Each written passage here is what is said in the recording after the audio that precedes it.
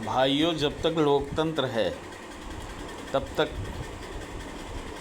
कैसे ये आरक्षण हटा सकते हैं, कैसे सुविधाएं हटा सकते हैं, क्योंकि वोट चाहिए इन्हें। चाहे वो कोई भी दल हो, वोट चाहिए उसको। वोट के लिए वो कुछ भी कुर्बानी दे सकते हैं, ये आरक्षण नहीं हटा सकते।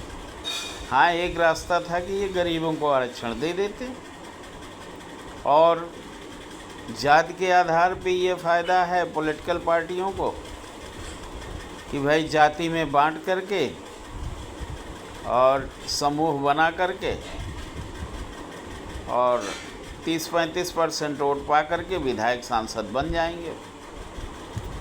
तो ये सारी जड़ जो है वो लोकतंत्र है।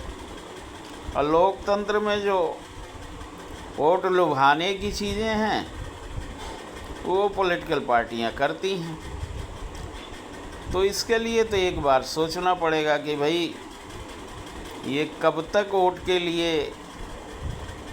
इतनी अन्यायपूर्ण स्थितियां बनी रहेंगी।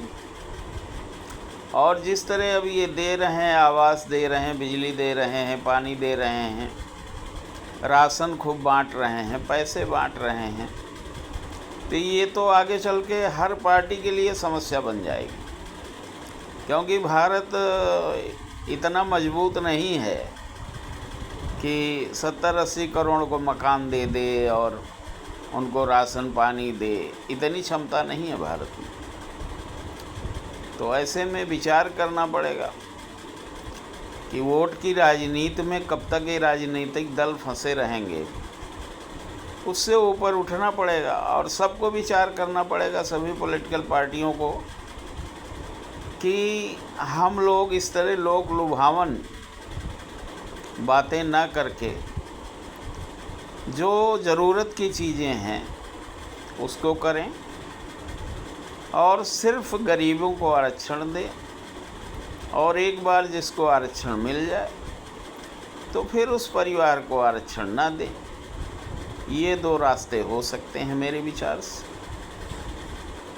बाकी आप सब विचार करें, आप सब इन पॉलिटिकल पार्टियों को सुझाव दें, क्योंकि कोई न कोई किसी न किसी पार्टी का समर्थक होता है, विचारधारा का समर्थक होता है।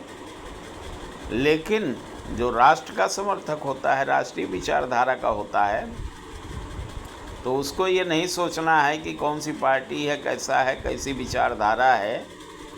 सिर्फ राष्ट्र के बारे में सोच करके आगे बढ़ना है और इस पर विचार करना पड़ेगा कि ये वोट लेने के लिए लालच देना या उनको संतुष्ट करना, जनता को संतुष्ट करना ठीक नहीं है।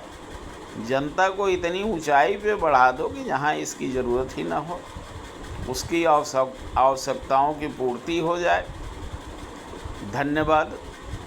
जय हिंद, जय भारत।